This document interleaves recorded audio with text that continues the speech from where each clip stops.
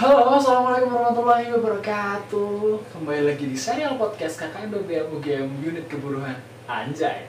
Nah, pada kali ini Mas Bril bakal ngajakin teman-teman, adik-adik, mbak-mbak, mas-mas, dedek gemes juga, astagfirullahaladzim. Maksudnya teman-teman semuanya, baik warga Keburuhan maupun warga seluruh Indonesia, antero dunia juga, untuk ngebahas nih sebenarnya gimana sih caranya manfaatkan media sosial sebagai penunjang aktivitas keseharian kita, baik itu self branding maupun juga bahkan di bidang katakanlah seperti melakukan pemasaran produk-produk kita. Nah, FYI, jadi lembaga survei internasional Statista tahun 2020 April kemarin itu mengatakan bahwa ternyata Indonesia menempati nomor 4 loh, nomor 4 tingkat pengguna Instagram di dunia.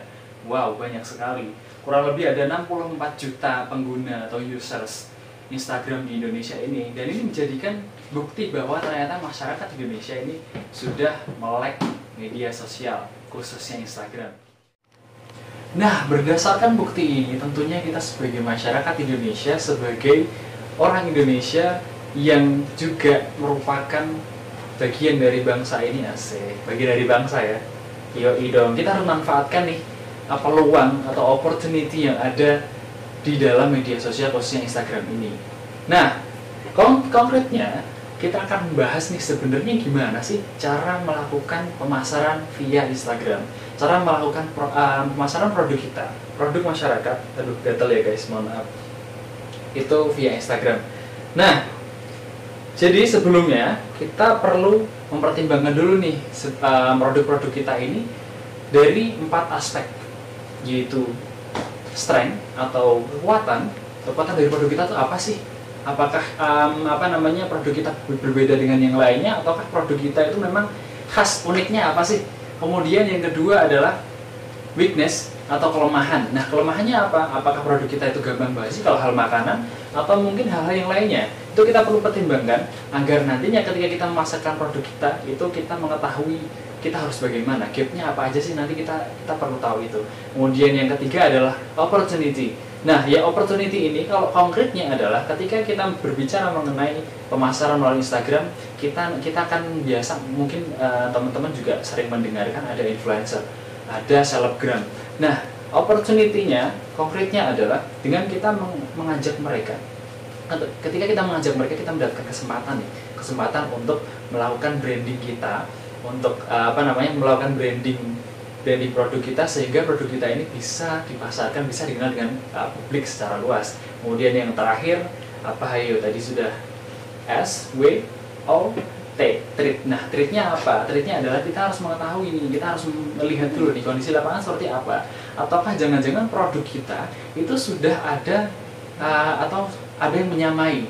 Nah, kelemahannya dia apa, kelebihan kita apa? Kita harus berusaha untuk mengetahui itu, harus benar-benar tahu SWOT-nya, strength, kekuatan tadi itu, weakness, kelemahan, opportunity, kesempatan yang ada, dan yang terakhir adalah threat atau ancaman yang ada. Nah, ketika 4 itu sudah kita genggam di tangan, asik, genggam di tangan ya, maka dari itu nantinya kita akan lanjut ke next step-nya, yaitu Instagram marketingnya. Khususnya ada 3 hal penting yang perlu kita pertimbangkan. Yang pertama itu adalah ini dia. Apa ini? Nanti bisa teman-teman baca sendiri. Yang kedua di sini, dan yang ketiga adalah ini. Nah, untuk yang pertama itu sendiri, sesuai dengan obrolan tadi kita, bahwa kita ada chance, ada kesempatan, ada opportunities. Yang mana opportunities ini adalah kita bisa memanfaatkan, kita bisa mengajak kolaborasi tokoh-tokoh publik yang mana mereka mempunyai followers yang banyak untuk dijadikan sebagai katakanlah ambasador kita, atau katakanlah sebagai partner kita dalam promosi produk kita. Yang pertama, kolaborasi ini nantinya akan bisa menjadikan branding untuk produk kita sendiri, sehingga produk kita tersebar luas, dikenal oleh khalayak publik, dan juga bakalan nanti mendapatkan keuntungan bagi kita sendiri, yaitu selain dengan branding adalah produk kita terjual. Kemudian yang kedua itu adalah, yang penting adalah promo dan diskon. Karena kenapa?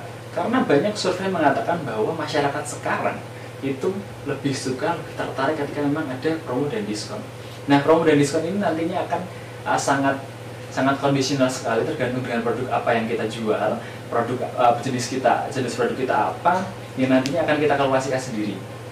Oke, kemudian yang ketiga, yang penting setelah produk kita laku terjual di pasaran adalah testimoni.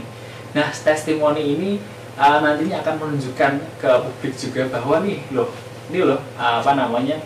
yang dirasakan oleh pelanggan kita, kepuasan pelanggan kita, bahkan juga saran-saran dari pelanggan kita pun bisa kita posting juga. Namun perlu dipertimbangkan, tidak semua testimoni itu wajib kita posting di Instagram kita, di akun official account katakanlah produk kita. Karena kenapa? Karena ketika postingannya jelek nantinya, jelek atau katakanlah ada kritik yang banyak, itu nantinya akan menimbulkan distrust atau katakanlah ketidakpercayaan dengan produk kita. Nah, kita perlu memfilter itu, jadi yang kita posting adalah benar-benar yang bagus-bagus. Cuman kritik-kritik atau testimoni yang mungkin sifatnya lebih negatif, bukan berarti buruk ya, tapi negatif, itu bisa kita manfaatkan untuk dijadikan bahan evaluasi sehingga produk kita menjadi semakin bagus, baik, dan juga laku di pasaran lagi. Oke, mungkin itu saja